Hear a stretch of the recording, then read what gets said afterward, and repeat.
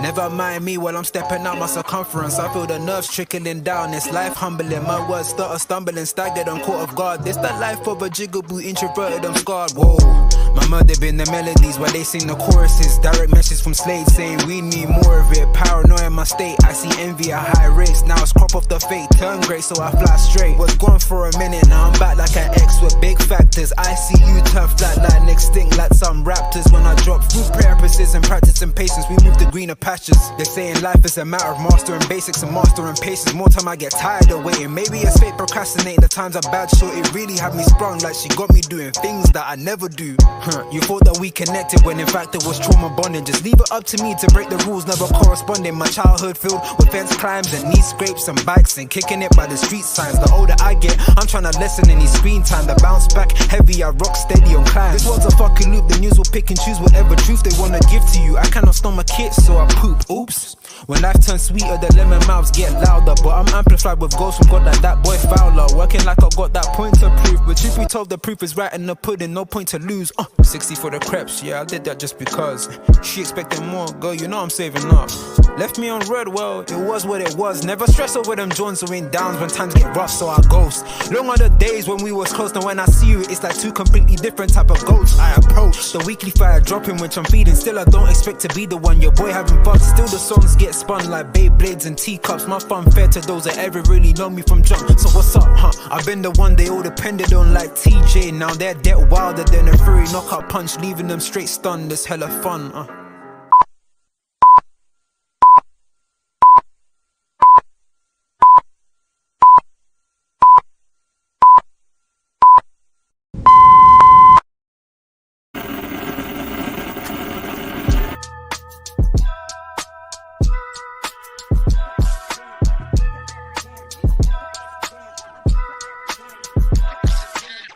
Through the lot, now you know I'm coming through. When the growth look good on you, best believe they wanna screw now. I've been trying to climb, devil threw me in the dark. Baby, don't be insecure, you can still go make a mark like blow. Could never let them drain my soul now.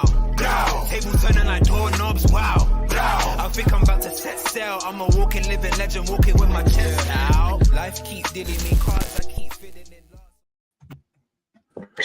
Yo, what's happening, people? We're back in the building. Afternoon vibes, England, Euros, semi-final against the Netherlands. Yo, it should be a crazy, man. Should be a crazy evening. Hopefully, it's going to be as good as the game last night that we saw, Spain versus France. Spain, my boys, Lamine Yamal and co, advancing to the finals of the Euros as I expected. Savage, in your face, shame.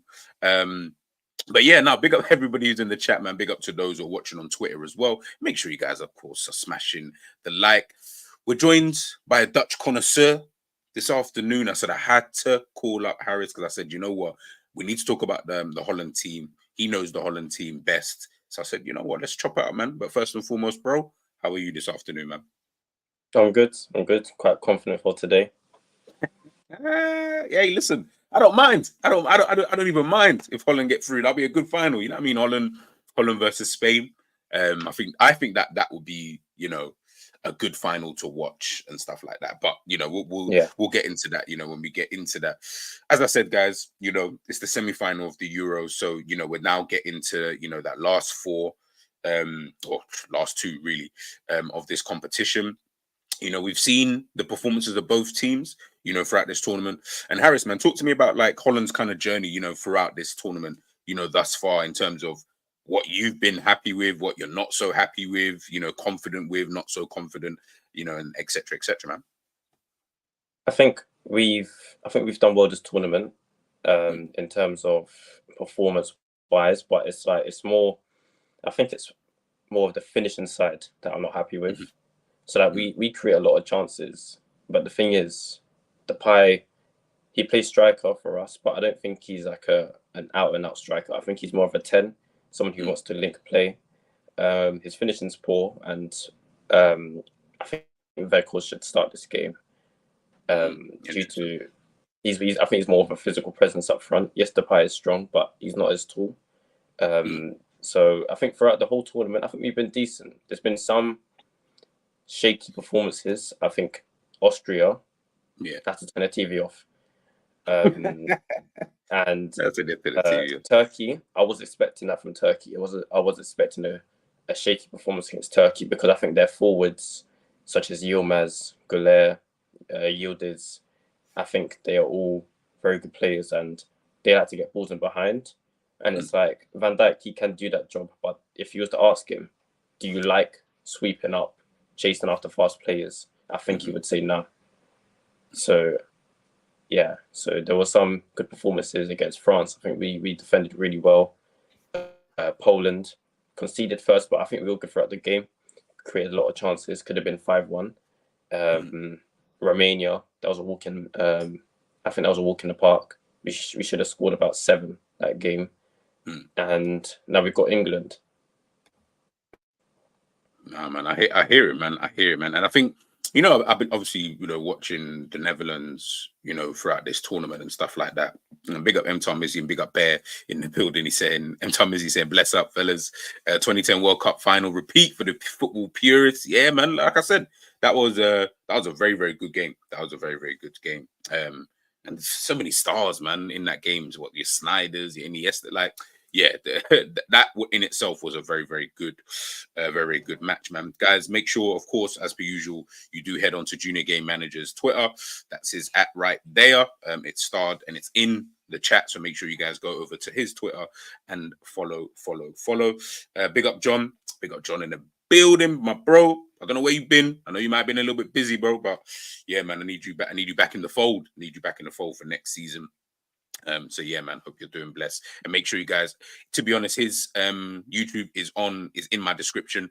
Every single channel, it's there. So make sure you guys head on over to his YouTube channel, Spotify, everything. Make sure you guys are checking out his music, man. Make sure you guys are checking out the music. But now listen, man, what Harris is saying, I hear it, because as I was just about to say about, you know, the Netherlands, like watching them this tournament, would I say I've been impressed? You know what? When I look at it now, when I think about it now, I feel like looking at them, the way that they've performed in certain games, as Harris said, you know, the Austria game, man, I had to turn it off because, yeah, that you know what I mean, that was all crazy in that. But I feel like they've had good moments in the tournament. And obviously certain players like Cody Gakpo, you know, who have performed really well in this tournament. I feel like you've had those moments. But then, of course, like everybody, like every team, bar Spain, I think Spain's probably the only anomaly. Outside of them, you've had those moments where I've just been like, ooh, I don't know.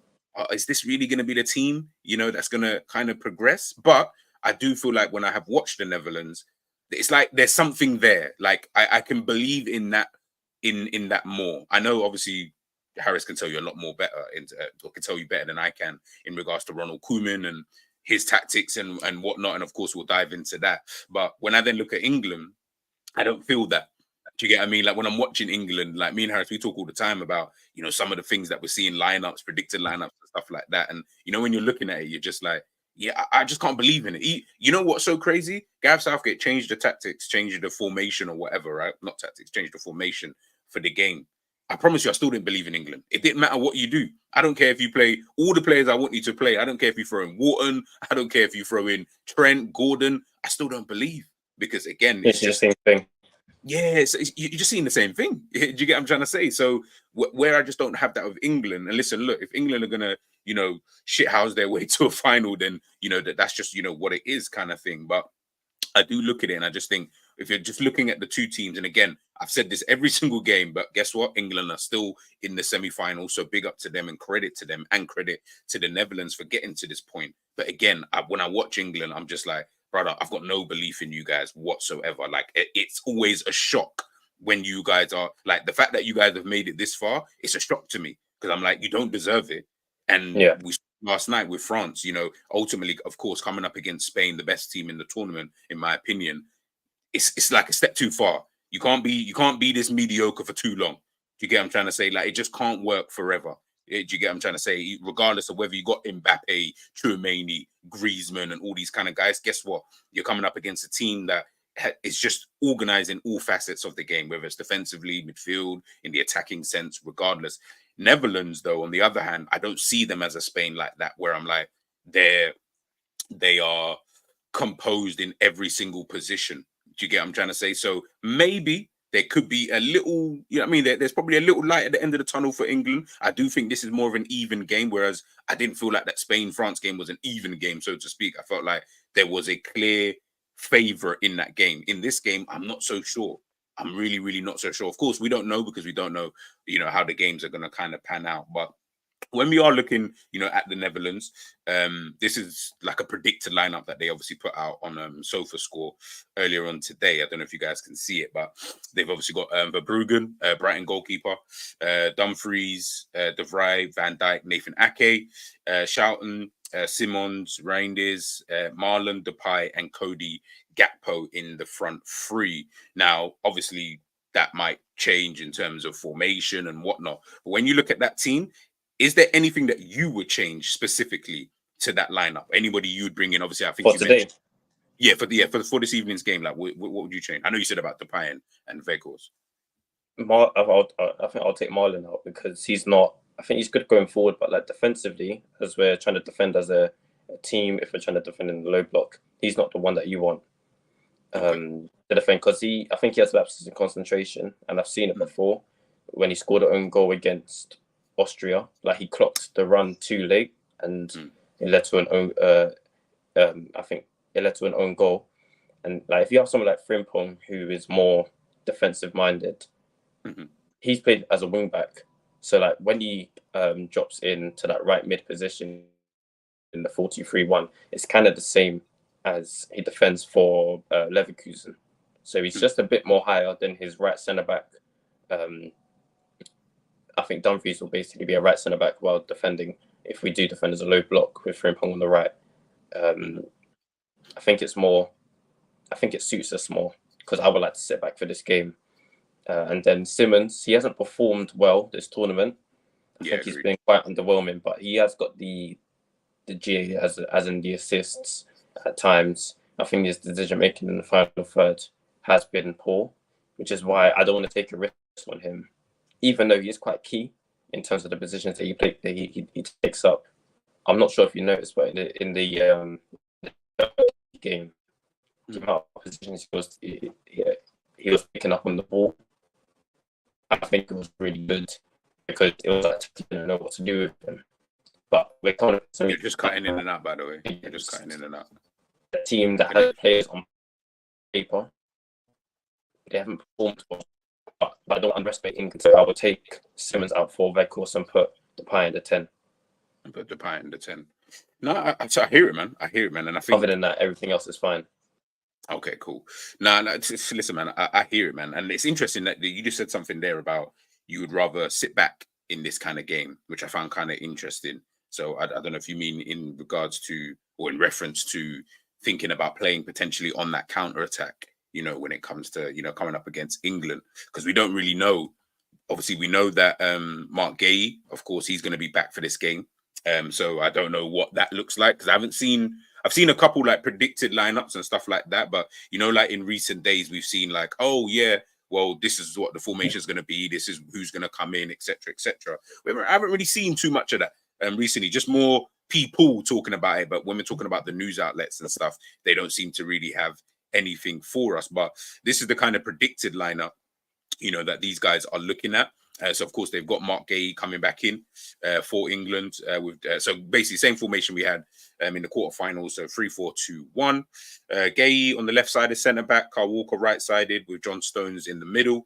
They've got Luke Shaw coming in with Bukayo Saka on the right hand side as the right wing back, whatever you want to call him.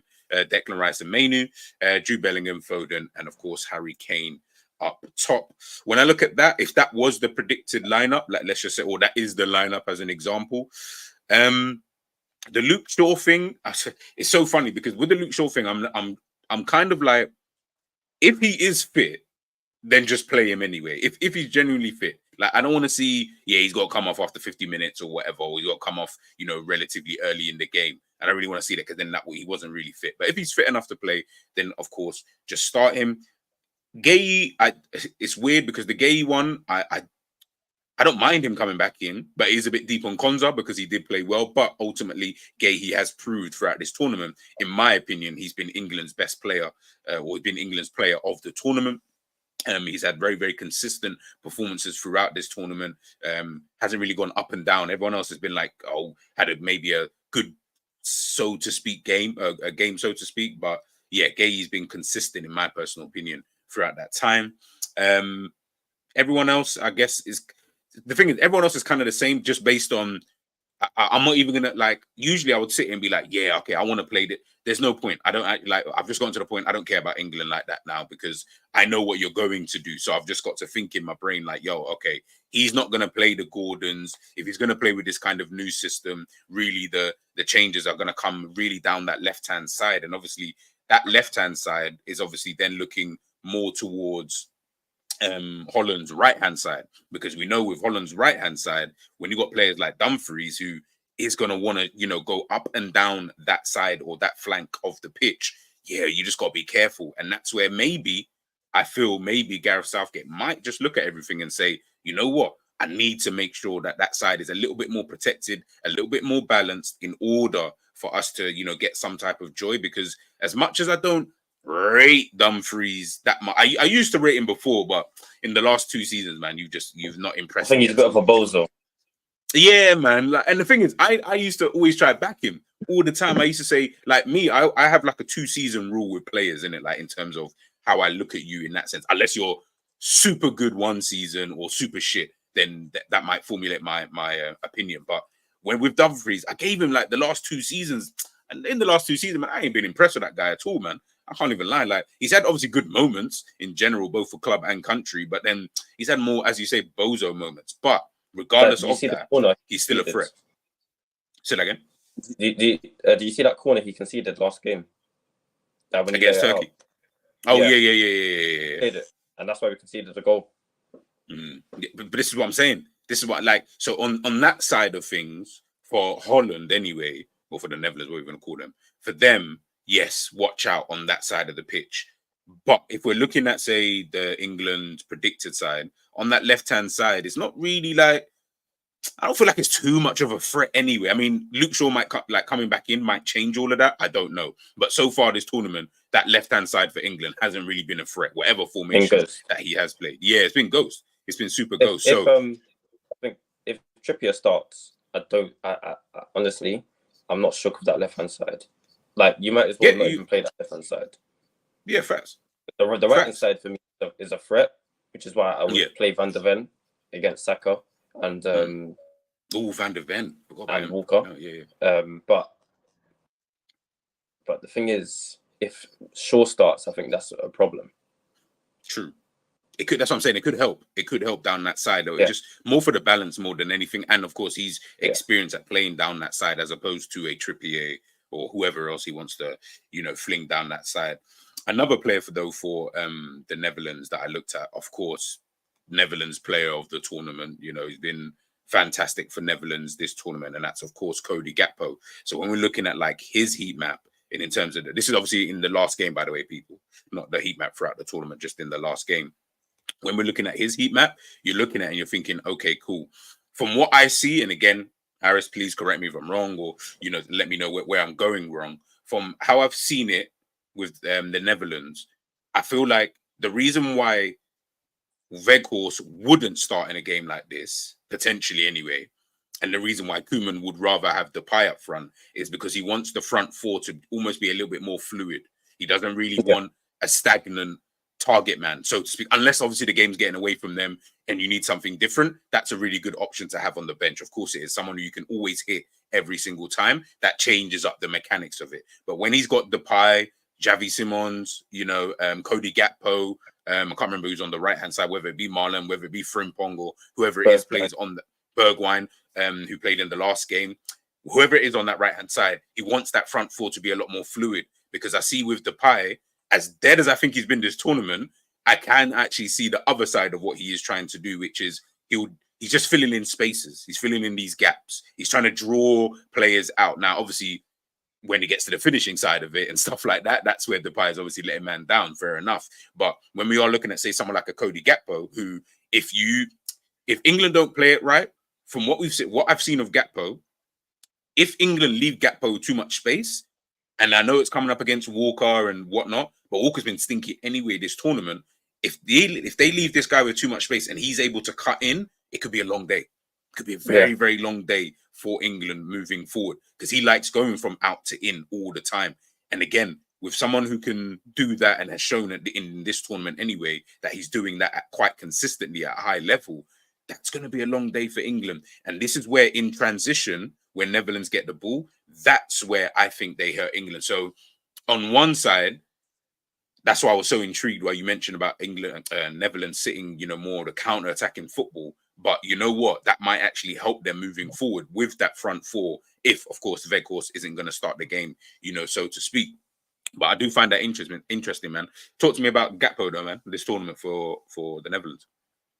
I think he's been good. Like I think when he was at Liverpool on the left wing, I wasn't too sure about him, because when we first signed him, I didn't think he was a Klopp winger in terms of that PMP.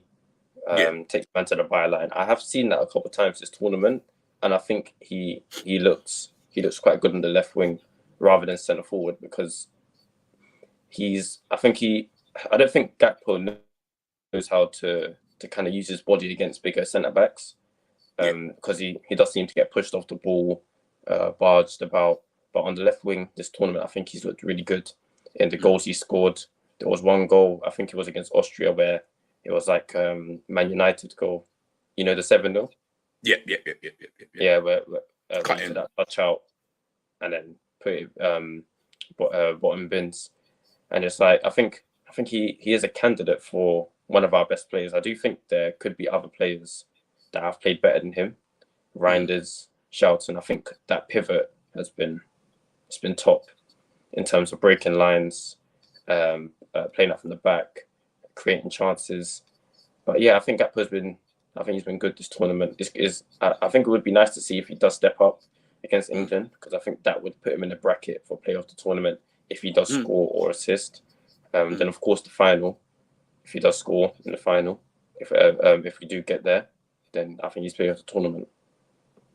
Nah, man, I hear it, man. You just spoke about another player there, Reinders, man. I mean, definitely not someone that I was really looking at prior to this tournament, in terms of players to watch and stuff like that. But that's more for me because, again, you've spoken about it, Jerry. He's spoken about it as well. He speaks about him, Reinders, quite a lot actually, which made me think, let me watch this guy. Like, what's all the hubbub about this brother, man? But talk to me about Reinders, man. Like, you just spoke a little bit there about how pivotal he's kind of been, for the Netherlands, in this tournament, man. But how good is he, in your opinion? Oh, I'll ask you this question instead, and then you can talk to me about him. Would you sign him for Liverpool? Yes. Why would you do that? Because I think he offers something different than what our midfielders don't offer. In terms of, I know McAllister, he can break lines, but Reinders, I think he would be the best in our squad at breaking lines. He can drive with the ball. Like he goes on these runs sometimes, but he's just like going past so many players, and when he does get a shot off, sometimes it could be a bit. I think it could be way off sometimes, but I've seen him score some bangers for the Netherlands from outside the box, and it's like it's not even that he's just good going forward. I think he's also good defensively. He's got a good tackle in him. I think he's probably better suited to the 6 than McAllister. And like in today's era, we're not really seeing many destroyers. We're seeing more of a mix number 6 or a number 8, such as like a Jorginho, like a Rodri. I wouldn't even say Rodri's a proper 6. No, he's not. He's not. De Jong. I think Frankie De Jong plays 6 sometimes for Barcelona. Yeah. And it's like in this era, we need that kind of player. Reinders to control games. I think he would do well in the midfield of him, McAllister, Szoboszlai. I think that's very balanced. Okay. So it frees up McAllister to do more of the creating, whereas Reinders can do more of the dirty work, and also he can create as well. So yeah, I think he's a top player, and plus I think he starts on most national teams as well. I think he gets in ahead of Rice for England. Yes, Rice is good defensively. Don't say that too loudly for these Arsenal fans to come find you, bro. I think it's facts though. Like if you was to go to a training session and you was to watch Reinders and Rice, you're gonna tell me that Rice is better than him. Listen, I'm not Yeah. even here to argue. Like I said, I've this tournament, he's been one of the players where I'm like, right, this brother seem mad underrated, like, because, and I'm not saying it just because I haven't seen him. The way people have spoken about him, you would think he was one of the top midfielders in world football right now. I'm not saying he isn't, by the way, but the way people have been speaking about him throughout this tournament, he seems like a beacon of light. Outside of Gakpo, obviously Gakpo doing his thing in terms of scoring goals and stuff like that, he seems like one of the players. And the fact that Harris is even saying it, like, brother, yeah, of course I'll sign him for Liverpool. That's crazy. That's like, I feel like that's crazy. That's why I'm just gonna keep an eye on him in this game. But to be fair, I want to do my due diligence on him a bit more and just kind of see, like, right, maybe he is a player that, you know, them again, not a signing that everyone's gonna be gassed. Oh well, yeah, we just signed Reinders, but one of those signings where a Liverpool signing where you're like, it's a very good deal. Yeah. But I don't think AC Milan would want to get rid of him because he does start for them. But if he was to sign him, it's like I would say we've kind of moved up a level because based on how Slot wants to play, possession based, it would suit us. And he knows how to keep the ball. He can play forward passes, unlike he can play forward passes, unlike a certain number 41. He can break lines, and it's I would love to sign him. No. Listen, but listen. Sign who you want. Say who you want to say. Do you get what I'm saying? Like, if you want to sign Reinders, then say no more. I'm definitely gonna have to do a scout report on this guy and see.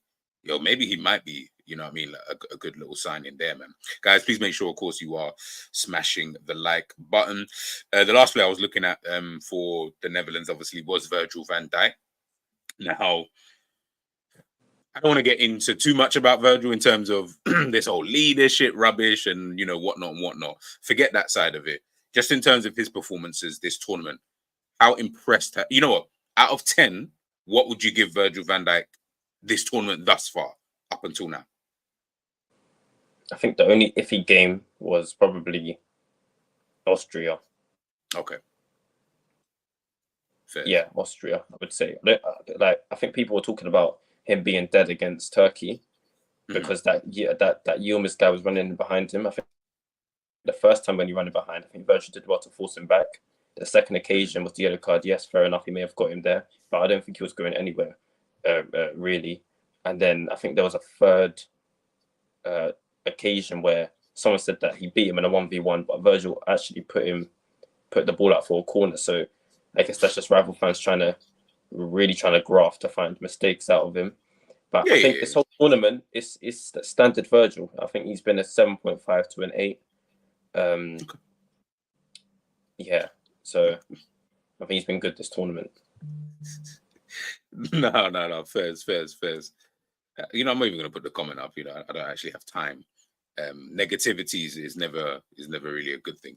Hakeem saying, how many minutes has Virgil played this season? In general, he needs to rest. Yeah, he's played a lot of games for Liverpool, man. He's more or less playing all the games, barring a few of the Europa League games he didn't play. Yeah, he played some of the FA Cup games, Carabao Cup games. He's played a lot. Yeah, man. So I don't really know what, like, I don't know in terms of how many minutes. I'd have to double check. But yeah, I know he's played a lot of minutes, you know, kind of thing for Liverpool. I feel like, though, the problem, caveat, whatever you want to say to that is that, remember, Matip had that season-ending injury. Konate, brother doesn't want to stay fit. So the only other option really you had there was Kwanzaa. And because obviously you couldn't really put Gomez there because we had issues at left back. So Gomez had to go out to left back anyway. So you almost had to play Van Dijk all the time because he was the only one who was fit. Yeah, as he is every single season, bar that one season. Of course, he had that, you know, that injury. So that's why it looks like Liverpool would be looking for another centre back because, yeah, it does look kind of peak when you are looking at it like that. So yeah, I can understand why he played so many minutes. 100%, man, John, man. This is why we need another centre back. But let me know. Yeah, no, we do anyway. I think that in itself is it makes sense regardless of anything. I would like to see Kwanzaa though play left-sided centre back. To be honest with you, like that'd be interesting. He has a couple of times. I think he played against Arsenal FA Cup, and he looks really good there. Yeah, that's what I'm saying. That's why you see when we keep having this debate, and obviously, listen, look, it's neither here nor there in it. If that's what slot wants or that's how people want to see it, that's fine. In terms of we have to sign someone who's left-footed, I'm not really of that belief. You know, I feel like you can have, like, from when I watched Bastoni, who's left-footed, play right-sided centre back. Yeah, you know what I mean. Like, Yeah. I it's don't not think that it's deep that in deep. my opinion. Yeah, Yeah, it never because is. in my opinion, I think that I wouldn't want to see Virgil play right side of centre back for our club just for one reason: Hmm. the amount of Go on. space Trent leaves, and it's Yeah, like if he comes up against, let's say, give me a good left winger. He's a good left winger. Matoma, not really that many, but I guess Matoma or Martinelli, Martinelli, Gordon, Gordon, yeah, Doku, trying to think. Doku, yeah. That's one of them ones you don't want to. Long day, Vinicius. And, like Vinicius, yeah. in Van Dijk's head, like the amount of times I've seen him on the left side centre back, and someone's like a winger's gone past Trent, he's always cussing Trent like all the time. Whenever Trent leaves, spacing behind, when he lets crosses get into the box, he's always cussing Trent. So imagine how it will be on the right side, where Trent's just constantly leaving space. I know it's the system, but still, like Trent doesn't really make an effort to get back at times. I don't think Virgil wants to be going 1v1 constantly with Matoma or Vinicius Junior. And I think he could, yeah, I think there's better centre backs to do that job. Not saying Virgil can't do that job, but on his age, like Konate's more, I think he's more suited to those 1v1 duels. And even like whenever Virgil's 1v1 with an attacker on the right side, like I was watching Arsenal versus Liverpool when we won 2-0 in the quad Jason season at the Emirates. Oh yeah. Where he's gone 1v1 with Saka, and he just let Saka get across into the box. So imagine how that would be on the right side. Yeah. Nice. Listen, like I said, for me, and we were having this debate yesterday, myself, Savage, Enz, and Alex. Like I said, for me, you don't move the best left-sided centre back or the best left-sided centre back, someone who's elite in that position. You don't move them to the other side. It don't make sense to me. Like, I don't care what Slot asks him to do on either side. You don't move these people. Like, I know people are going to say, oh, yeah, but you're just shifting. Brother, I'm not going to say a completely different game, so to speak, because it isn't. But what Van Dijk is good at and what he does well, he does that from that side of the pitch.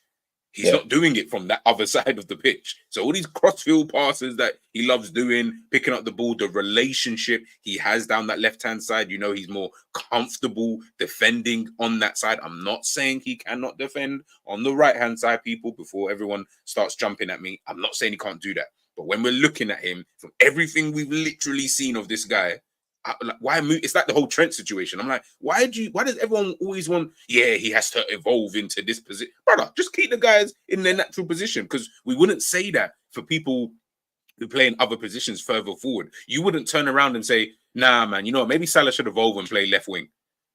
What do you mean, bro? Like, why would you do that? You say he's the best right winger, so why would I want him to evolve and move into? It doesn't make sense, man. It actually doesn't make sense. The job. I've seen him play once for Liverpool. You know when Clavan was there.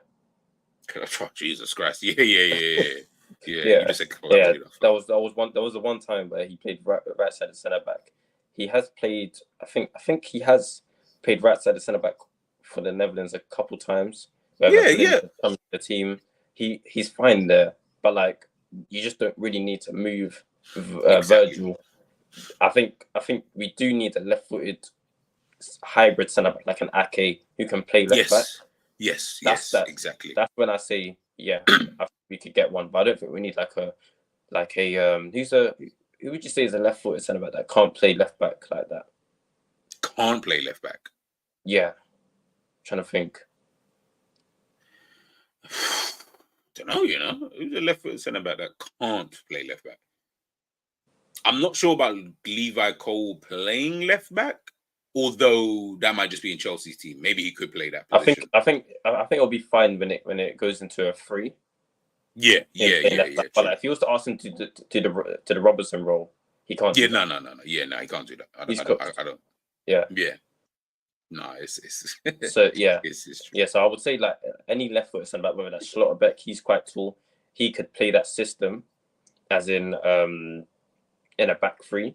he does dribble with the ball well, which is why I think he could possibly do a similar role, not to the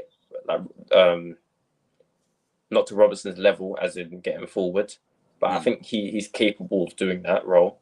But I think we'd all agree we'd want Schlotterbeck to stay back, create a free with Van Dijk, Kwanzaa, Kanate, Gomez. I don't think you would want someone like that going forward as much, even though he is good in possession and good with the ball at his feet. No, factual, man. Factual. See that one? I don't even want... You know what, first of all, thank you for the super chat. Much love and appreciation. I do respect that, the super chat. I'm not going to read the first bit, so that's your fault. Jokes aside, VVD 8.5. No, fairs. Again, I'm not even going to get into that. Like I said, it's up to you how I guess you want to see it with the whole Van Dijk thing. I don't think he's been shit. Do you know what I mean? I actually just think he's just been calm this tournament. If you want to pick at certain things, I reckon I could do that for every single player in the entire tournament. Obviously, he plays for Liverpool, so that's probably why I would care more in terms of seeing certain bits and bobs, so to speak.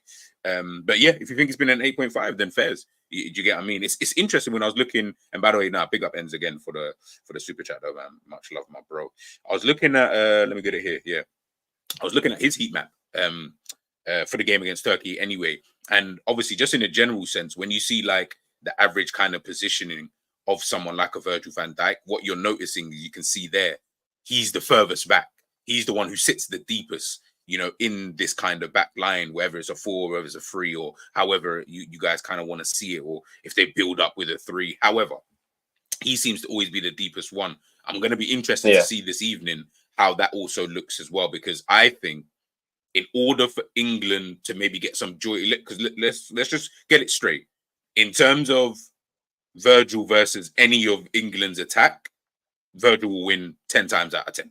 I have all the confidence that I've seen him up against a Saka. I've seen him up against Harry Kane. I've seen him up against like a Foden and stuff like that. He'll win all the time. That's not the problem. Obviously, it's not just down to him, but in just 1v1 battles, he'll win that all the time. And I think because these guys know that, it'll be interesting to see, because they come up against Virgil not every week, but they come up against Virgil in the Premier League. It'll be interesting to see how these guys play, because when it's a bit different when, against Turkey as an example, Yilmaz, you don't come up against Virgil van Dijk. So when it's almost like, I want to prove myself.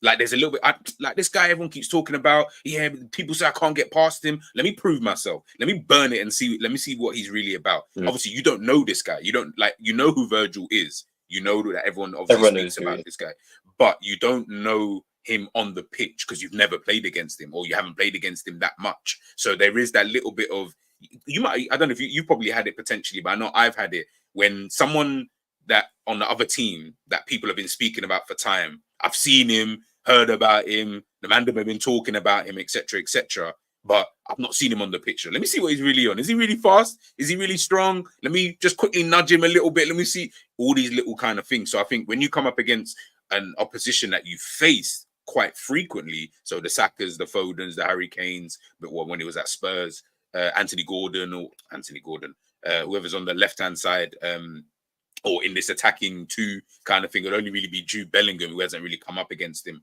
like so, but he knows what Virgil's about. It'll be interesting to see in their psyche and in their mentality how they approach that, because they know if Virgil's sitting deep, let's put it this way, none of England's front 4, 6, whatever you want to call it, none of them are beating him for pace. So they already know, I can't run down that side of Virgil. I can't. And it's already a psyche thing, because they already know I've already tried this 100 times and it's never worked. Yilmaz, on the other hand, he's never tried it. So guess what? He's sitting there thinking, maybe I could, And you know what? He looked like, I mean, it's one. I know it sounds silly, but it's all in the psyche, man. It's all in the mind when you're thinking about certain things like this. So it'll be interesting to see. And of course, as I said, he does sit further back. Nathan Ake, another player. We know Nathan Ake is one of those, as Harris said, hybrid kind of defenders. I would love Liverpool to sign a player like that, in order for us to, be able to move on. Someone who as you say, back three, back four, whatever, he's comfortable in both positions, whether that be as a centre back, whether that be as that left back, he's comfortable in that position. De Vrij, that might be the area where I know some Holland fans have not really been too happy with him. For me, I don't know why. No, let me not say I don't know why, but I would consider Van de Ven, but then I don't know where you would play him, because then I don't know where you'd play Ake. So I don't know how that would kind of look, so to speak, like who moves where if you was to play someone like a Van de Ven, Ake, and Van Dijk will have to move right side then. And then who goes middle? Ake. As in in the back three. Oh, whatever formation that you think, if you had to put Van de Ven in. Or the back four as a whole for Holland. Let's say the back four. It depends who you're playing against. Let me put that out. It depends who you're playing against. I think Ake and Van Dijk, I think they can deal with Kane. It's more Saka from how he's been moving this tournament. I mean, Ake's dealt with Saka many times before. But it's that overlap that I'm concerned about with Kyle Walker. Yeah. And I know Van de Ven's strong enough, he's fast enough to match Kyle Walker and Saka. So it's kind of like, I want to be so sure. I don't want to take a risk, because if Ake starts against England, I'm not angry, but I just want to be so sure that I know that Van de Ven, the player who I want to bring in, can deal with both of these players at the same time. Yeah. Nah, man. I hear it, man. Big up Michael Talks in the building, man. Hope you're doing blessed, my bro. You see with the back three, I think here in this picture, Van Dijk is just an extra option for De Vrij. So if De Vrij wants to turn back, he can just go to Van Dijk, which is why I think De Ligt has been sitting on the bench this tournament, because I don't think De Ligt has the ability as De Vrij does to break lines, because as I've said on many streams, I think De Ligt is quite negative. Before Ajax, he wasn't this negative, but since he joined Juventus, and we both know if you're a centre back for Allegri, you're a negative centre back. Sideways passes, grenade football you're playing. So it's sort of like he's had that ironed out of him. But De Vrij, he's able to break lines. He's good on the ball. He's not the fastest, but he is quite intelligent in possession. And he did turn up against Turkey with a goal. So I'm fine with this back four. It's just how we use this back four. Are we going to use it in possession against England? Because I'm looking at that right-hand side. If we are going to play possession, you might as well not even play Dumfries there, because he's just going to leave so much space. And then I don't want to see Shaw on the overlap. I don't want to see Bellingham driving at De Vrij. It's just a long day, which is why I went with my decision to sit back and soak pressure. Because we've seen many times with England, they've come up against Slovenia, Slovakia, Switzerland, who else? Denmark. Am I forgetting? Who else is there? I feel like, was it one more? Switzerland. Yeah, Switzerland. England have had the ball in all of those games, and have you been convinced with them with the ball at their feet? No. So I want to soak pressure for this game and hit them on a counter-attack. In all of the games that England have played this tournament, they've had a shaky counter-attack, and there's been so much space being left in behind, which is why I went with Frimpong to start this game. Gakpo, Depay in the 10, Weghorst. Can Weghorst hold the ball up against Stones and Gerrity, take it down, lay it off to Depay? Depay gets it out wide. Frimpong or Gakpo 1v1 with the defenders. And the players that are going to be able to get forward on the edge of the box, such as a Reinders or a Charlton, can they put it top bins? Or can you cut the ball back into the box? Because I know England players, they're going to be like, you're going to see Kane playing right centre back at one point. You're going to see Foden playing left back. They don't know their roles, and there's no identity about that team. So I want to kind of take advantage of England's weaknesses, which is on the ball. I'm not concerned about their left-hand side. If Shaw starts, I'm concerned. But I know Trippier, if he plays, he's going to play it back. Foden's just going to be in his way. I'm not concerned about the half spaces as much as the right side where Foden is. Obviously, that's Virgil's side, so I'm not as concerned. But I want to take advantage of this England team. I want to do what it takes to get to the final. Sometimes you got to take risks as a manager and play and not respect the opponent, but kind of play around the opponent. Just to do what it takes just to get to the final, because I want to win the final. Plus, I wouldn't be as angry if, like, let's say Netherlands get to the final and they lose against Spain, because Spain are a good team and plus they've played well this tournament. If we were to get to the final and lose to France, I'll be annoyed because France have scored one open play goal. They've been dead this whole tournament. They don't deserve to win the competition. Same with England. So if Spain win it against Netherlands, then I hold my hands up. Cool. Because they played well this tournament. No. Listen, man. It's crazy. It's crazy what you're saying, because it's like, I kind of agree with you, especially with some of the choices that you've made there. Adam Naylor said, big up Adam, by the way, guys. Please make sure you head on over to Adam's channel as well. Subscribe. Liverpool news all the time, every single day. So make sure you guys are keeping up to date with that. Please head on over there. I can see Shaw coming in tonight. Don't know why it wouldn't make sense with him just coming back, but I just can't see Shaw playing. It might be. It might be, man. And I think he's going to play just because because Shaw's back, I think he's just going to see it like that, in that kind of way where it's like, okay, you know what? Shaw's back. I've got my balance now. That's his excuse. Let's just throw him in, at the deep end. If he is fit, I guess, you know what? Just play him. G might as well apply for a Spanish passport. Yeah, listen, look, I've been Barcelona a couple times. You know what I mean? Like, and I'm actually due to go back. I'm due to go back to Barcelona as well, man. I like that place. I like it a lot. So, yeah, I mean, it's almost like, I want to make it my hometown. Do you know what I mean? So, got to go back there. Of Barcelona, Thiago's been spotted at the Barcelona training center. Alcantara. Yeah. Oh, right. Okay, cool. I didn't even know. What's he doing over there? Oh no, yeah, because I think I heard something about Hansi Flick saying he wants him part of the coaching setup and stuff like that. Yeah, you know what? It makes sense. I'll be honest with you, it does make sense. If he's going into coaching, I feel like it would make sense to go back to what ultimately. Do you know what I mean? Especially this early part. Remember, he's not a coach where you're like, I'm assuming, I don't know, I'm gonna check it out after. I don't think he's gonna be coming in to be some assistant manager. I think like generally just doing the coaching side. I feel like it'd be good for them as well, man. It'd be good for these guys to have someone like that there who knows the club, who knows the culture, knows what it means to play for Barcelona. All of these kind of things, Hansi Flick can use that to his advantage as well. Because of course you're gonna need people that who know the club. That for me, that is a no-brainer. Almost, it's like, yo, can you help me out here a little bit? What does it really mean, and etc. etc. But guys, I've got something actually coming on that as well. So make sure you guys stay tuned. I'll probably plug it in at the end. M-Tom Mizzy, as much as I want Spain v Holland in the final, mad not to see Barca Trident featuring in that game. Pedri, Gavi, D. I know. Pedri, man, I'll talk on that guy another time. Trust. Adam saying need to play Tony over Kane. Listen.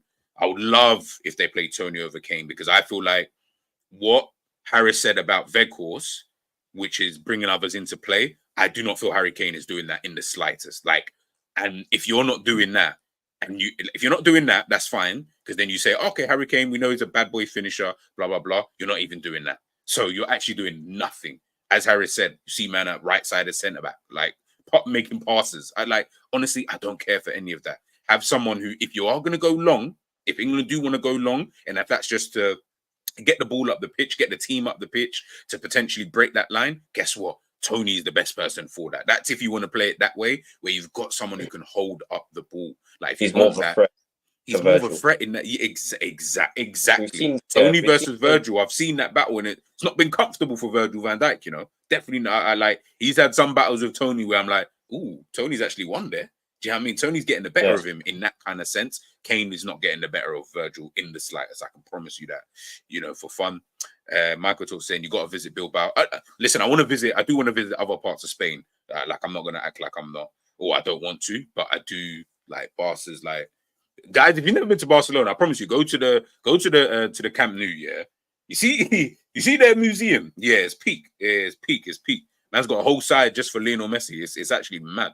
It's actually mad when you walk in there. Adam saying could be a Barca B like Pep. Yeah, very true. Very, very true. And because who knew that Pep Guardiola was going to turn into the manager that he turned into? Do you get what I'm saying? Like, no one knew that. Yeah, well, maybe people inside Barcelona did, but the outside world, to the rest of us, we did not know that this guy was just going to turn into this phenom that we've been seeing. Philippe, big up, man. I don't want Spain to win anymore because all the football hipsters want them to win. Well, call me a football hipster because I want them to win. Adam saying Kane spending too much time at fullback last few games. Yeah, it's ridiculous. Absolutely. Like, he's spending so much time in positions that I'd rather just have Trent there. Might as well just play Trent in that position because Kane's already ending up there. Anyway, man, big up Ravi again every single time. What I think will happen is England will play for extra time and only make changes if they are forced to. Nah, I hear it. I fully hear it. And I think with England as well, like I said, man, I just feel like it's going to be interesting in terms of the choice of players that he decides to play. But I actually think that in itself isn't even going to really matter. I don't actually think it matters who he does play. It's all about the way that England play. Certain players like your Harry Kanes and stuff like that. Brother, are you going to do the same thing that you've been doing? Because the reality is, I do feel like Liverpool. I do feel like England, you're coming up against Virgil. Like, I like doing all of that kind of stuff. Like, I just feel like it's pointless now. Like I said, unless you're going to be a team who all of a sudden are going to start moving the ball quickly, fast, and we know that England are not going to do that. That for me is the only way you're going to be able to beat a team. Well, get in behind a team like Netherlands. That's what we saw in the Austria game. When they get into that attacking third, they're moving the ball quickly. It's none of this slow pass it out to Saka. And I like Spain. You see how Spain move it across the box, bro. They moving it like at 100 miles an hour, bro. Like you got I think it was Saliba marking what's his name, Olmo, and Olmo's doing all of these back heel flicks to Morata to Nico, and it's like England, they can't move the ball like that because of their midfielders, and it's like you've got Rice in there who's too slow on the ball once again. Mainu, I won't say he's the quickest at moving the ball, that he likes to take an extra touch. Yeah. Bellingham, he's just, what would you say about Bellingham? Like, in terms of, I think he's similar to Mainu in terms of he wants to take that extra touch. He wants to get his head up. He wants to be the guy, almost, if you get what I mean. Like, in terms of trying to take those unnecessary extra touches, trying to get out wide and everything. Foden, when he's in the half spaces in this tournament, I've only seen him turn a couple times to get a shot off, but mostly he's been, I think he's been bouncing the ball backwards. Then you've got Saka, who's been their outlet, really and truly, where he's getting crosses into the box, and he did score a banger last game. So if you're looking at the threats of England, the moment players, it's more the Sakas, the Bellinghams in this team, which is why I don't think England will play really well. But the thing I'm concerned about with England and Holland is that Holland do have that bozo gene in them where they can concede a silly goal, which is what I can see happening today. No, it's true. Big up Philippe, by the way. No, Enz is a fraud anyway. Don't listen to that guy. Don't listen to what he says about Nunes fanboy. Yeah, he's a Nunes fanboy, man. Hey, Enz, if you're still here, man, you're a fraud, man. All just aside, big up Enz every time. Netherlands do have that bozo gene. They do. I will agree with that. It just depends on what Netherlands you're going to get tonight. Honestly, I do think it's really just what type of Netherlands, you will get. Big up Ravi. He's asking here, what will it take for Bowen to get? You know what's crazy? Can't remember who said it the other day about, but yeah, someone said it the other day. They're like, Rav, what about Bowen? I was like, bro, I even forgot he was here. Like, I feel like Cole Palmer just took that position, like that, the role. Sorry, that wherever Bowen was going to have. Yeah, I feel sorry for you. Like, but Bowen ain't gonna play, bro. Like, forget about that guy. Like, as in, he ain't coming on for nothing.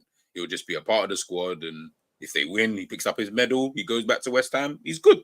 You know what I mean? Like, I don't think he's going to be crying too much about that. Honestly saying, if the Netherlands are 1-0 up, they park the bus, can England change their mindset and try to score? And what happens if the Netherlands catch England on the counter? You know what? With the 1-0 up thing, if it's going correctly, like if the Netherlands are playing well and they're 1-0 up, don't change anything. Because it's times where teams will go 1-0 up and they change something up. They think it's okay to step back. That's when you're inviting pressure and you may concede a silly goal, deflection, a long range shot. So if the Netherlands are doing their thing, they're popping the ball, they're creating many chances, just keep it going. Like, there's no need to change anything up unless it doesn't get a bit techie. If you do concede a goal, you may need to kind of change things up because there could be a momentum shift.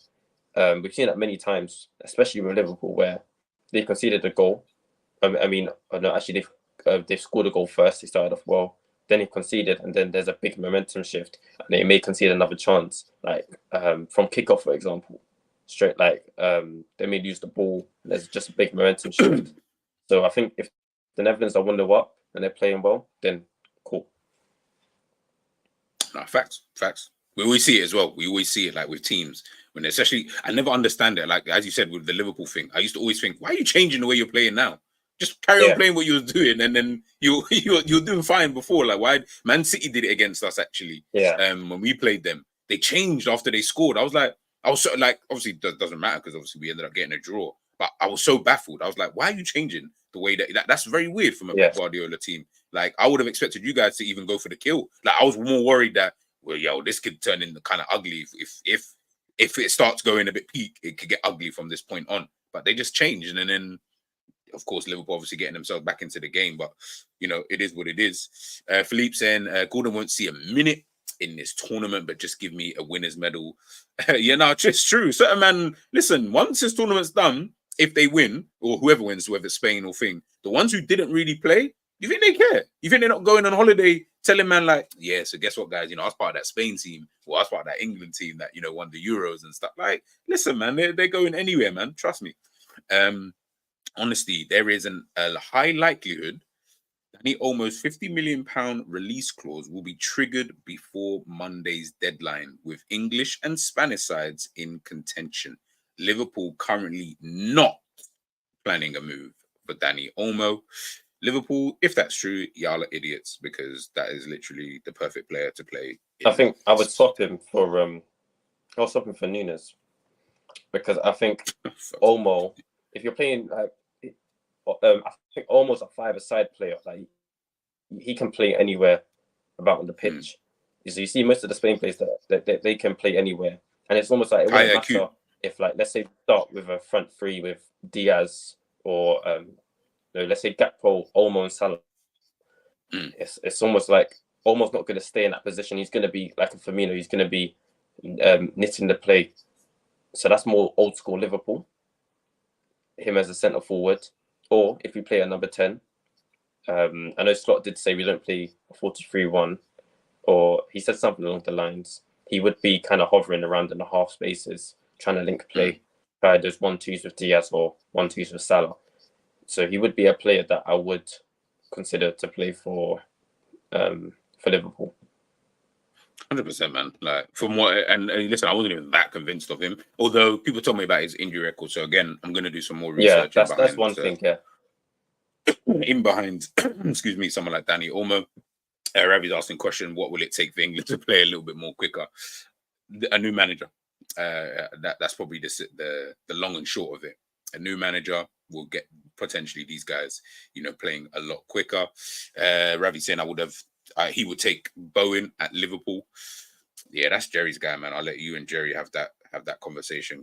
I don't know about having him at Liverpool. What do you guys think of Netherlands goalkeeper? Yeah, I like Verbrugge. Big up Michael Talks. Big up Michael Talks. He told me about him before he even moved to Brighton.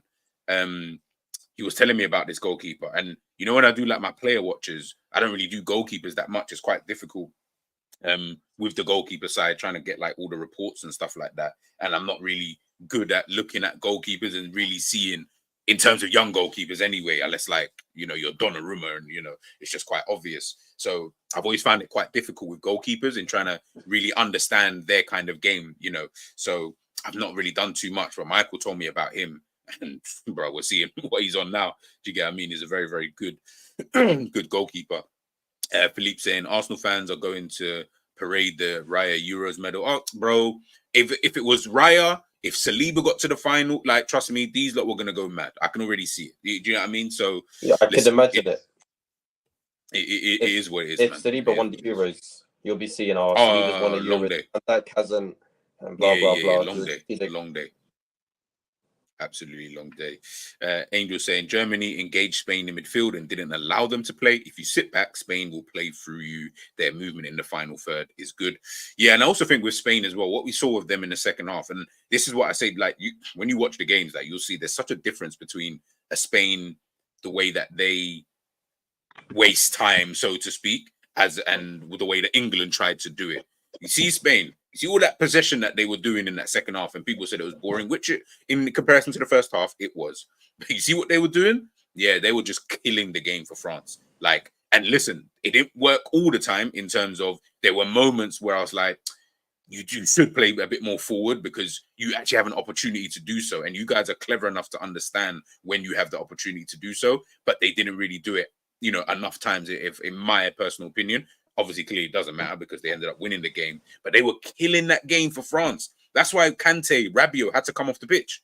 Because it was pointless having those.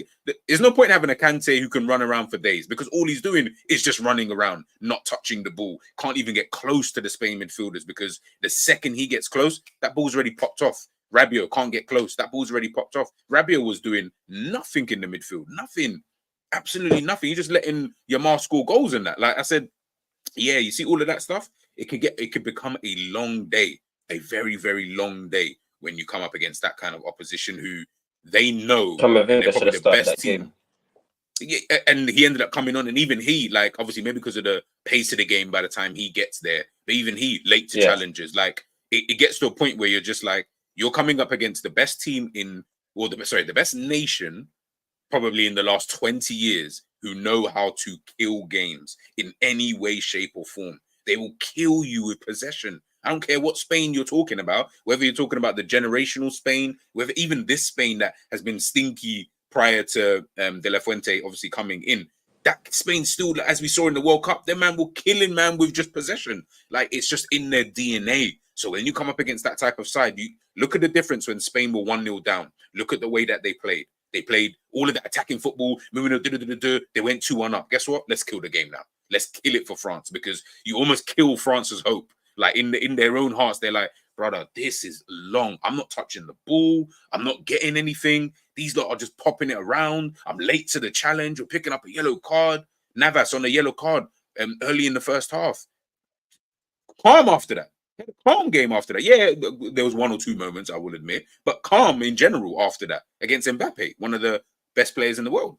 Come on, man. Like, this is what Spain do, man. That's why with Spain, it's a different kettle of fish. But if England get through, trust me, we'll speak about that.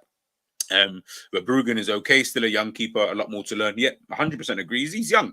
I'm not saying he's world class or anything. I just think calm goalkeeper. I think he can go higher than the level than of course we're seeing now. If England go 1-0 up and just sit back, Netherlands or Spain will decimate England. Maybe. Boeing against the low block. yeah, I hear it. Thank God Saliba got knocked out. The shamelessness would have been too much. Nah, I totally agree. Do I think France missed Pogba? Yeah. I think they missed someone like that in their midfield 100%. Even, what's the other brother's name? He used to play for PSG. Guys, help me out here. Black brother used to play in the midfield for France. Oh my days, man. How am I forgetting what his name was? What is his name, man? It's actually, these kind of things, they always bug me, man. Let me see if I can find it real quick. He played in the midfield for France, and I feel like they're even missing someone like him. Let me see if I can find it. Matuidi. Is it Matuidi? Is that the one I'm thinking of? Yeah. Yeah, Matuidi. Right mid, I think, was it, or left mid, was it for France? No, he was like central midfield. Like he was, but he could play in those other positions. You're right. Yeah. Blaise Matuidi. See someone like him in midfield. Yeah, I feel like France were even missing something like that. Like Rabiot is Rabiot. At the end of the day, I feel like you get what you get with someone like him, right? But yeah, I feel like they miss. Yeah, big up Kai, man. They miss someone like him. They generally miss, someone like him. Thoughts on Netherlands, how they move the ball, and which players who play together link up well. We spoke about that earlier on. Yeah. We spoke about that. One touch. Yeah, They can do it all. Yeah. That's typical Netherlands, man. That's literally typical Netherlands. Guys, we're going to head out in a second. I'm just going to go through the last few comments and then we will head out. If Netherlands want to win, they better score 2 goals because England hardly create chances and take shots on target. So they'll probably struggle to score 3 goals to win the game. That's true. That is true. But I think, Harris, you said this before about England. Score. Yeah, score. You have to score more than 1. I'm not convinced it's a 1-0 lead. I want 2 or 3 because they do have that moment in them, England, to score a last-minute goal to take it to extra time. So if they are going to score a last-minute goal, it'll probably be like 1-1. And Netherlands haven't killed the game properly. So Gakpo, Depay, Weghorst, Simmons, Marlon, Bergwijn, whoever starts in attack, you have to kill the game with the chances that you get. Facts. I don't understand why Deschamps don't like Menio Camavinga. I think he's because he brought Kante along. He definitely has his favourite, the ones that have got him over the line. So it's understandable why he would play them in these games because they're more experienced. But then again, there is a time where you do have to move on from your favourites when like there's other talent coming up like Zaire Emery, Camavinga, Fofana. Zaire Emery, he's a midfield. They could have even used someone like a Zaire Emery, just something a little bit different in that midfield. Yeah, no, something different. I totally agree. Yeah. No, man, I totally agree with you, man. At least as well, I think he could have been something else. Yeah, 100%, man. Like Dembele was just pissing me off, man. He pisses me off as a player. Like I now do not rate Dembele like that anymore. Like I've officially, I'm done with him. I don't care what you do between now and when you retire. I don't rate you at all, man. Like as in your ratings is now. I don't rate you as a player, such to speak. So whatever I see, I'm just like, I'm gonna just rate you game by game. It's done now for someone like Dembele, bro. Like you wasted your whole. Well, I can't even say you wasted because you got injured, but yeah, man, you're finished. I don't care what you do from this point on. Scraps is saying, "G, you're English about Spain." Yeah, but I've never really. You know what I mean, like maybe I would have supported England like years and years ago, but over time, I would say from. Let's say when Spain, 2008? I'd say from that kind of point, I would say, yeah, okay, cool. I've just been Spain ever since then. And purely because of like Barcelona and stuff like that, because I would have become a Barca fan in maybe like 2003 and stuff like that. So that 5-year kind of period, it was that period where it was like England were a little bit like, kind of thing. And I could see with Spain at that time, when I really started to watch them properly anyway, because I never used to watch Spain's international games, and I didn't rate them, like, because I used to think Morientes, Raúl, and all these kind of guys, they're good, but Spain in general, Fernando Hierro and all these guys, they're good, but Spain weren't really popping, so to speak, and I didn't really like their football. When I really started to fuck with Spain is when they won that under 21 Euros championships or whatever it was. When I saw that team, I said, this team's going to do a madness in the future. So I just started following Spain a bit more. But again, I'd already been supporting Barcelona by that point. So it's like, boy, we kind of move on. Honestly, if the Netherlands win the Euros, we've got VVD as LFC played that have won the Euros. Same for Trent. And then on the Copper side, you got either Mac 10, Darwin, or Lucho. Yeah, I know. It could be a good summer. Could be a good summer for Liverpool players, man. We just have to wait and see. Hopefully, there's no one Spanish. No one Spanish at Liverpool. That's in the tournament. Oh yeah, there isn't. Yeah. I think Thiago. I think like, do you remember what's his name? Luis Enrique. He didn't like using Thiago. No, he didn't like it at all. As much. Nah, and he used to play Rodri centre back, isn't it? Yeah. We had Rodri centre back. Busquets in there for and that's what you call shoehorning players into a team. The fact that you have to sacrifice Rodri at centre back, that's poor. You know what's mad though? The context, he had to, because there was no one. I think they had injuries, and I think at that time no one else could realistically play there. So in my head, I was like, "You're right. He's shoehorning players, but to defend him a bit, he had to because he had no one else to play as a centre back." Rodri just probably made, in his head anyway, made the most sense. The only thing I would say is that he didn't use Thiago more. I get why he was using the Gavis, the Pedris, and stuff like that. I fully get it because those are like I don't rate Gavi talent. like that. To be fair, No, I think Gavi, he's more. no. Gavi's alright, man. Gavi's alright still. I think he's Gavi's decent, but he's got that. I don't know. I'm not sure about him. I rate Fermin Lopez more than him. I think he's good. Yeah, he's alright. He's alright. I feel like he's okay. Like, okay, he is, in my opinion, talent-wise, I don't think he's as good as a Gavi. You got to realize how young Gavi was when he first come true and what these guys were even doing. That's why I say, bro, like, look at what these men are doing, yeah, or what they were doing, because obviously injured and that. But look what they were doing. Say that again. I said I feel like Pedri is the real tech man.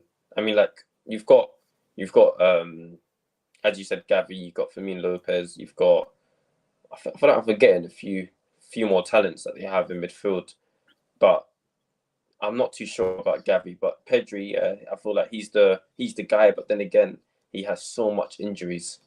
Yeah.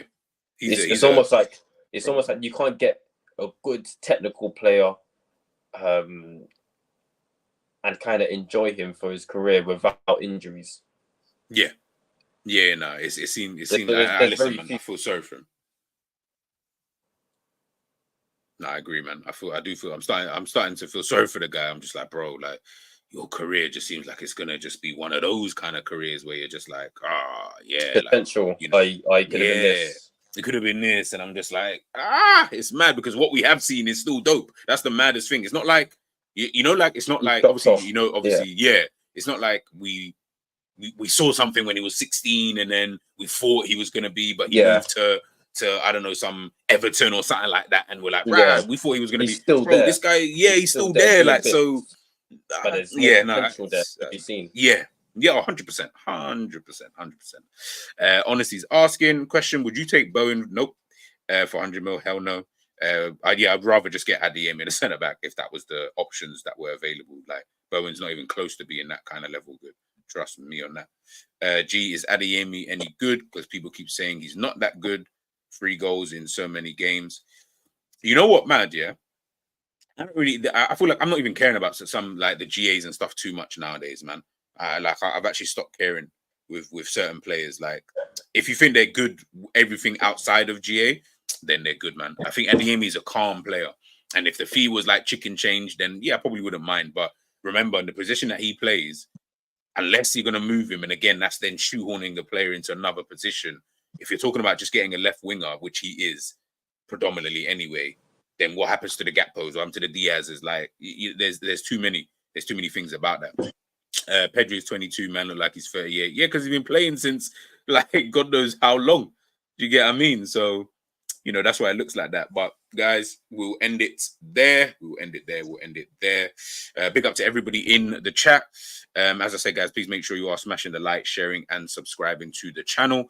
Guys, head on over to Never a Foul. I think they're live as I speak. Yeah, they're live right now.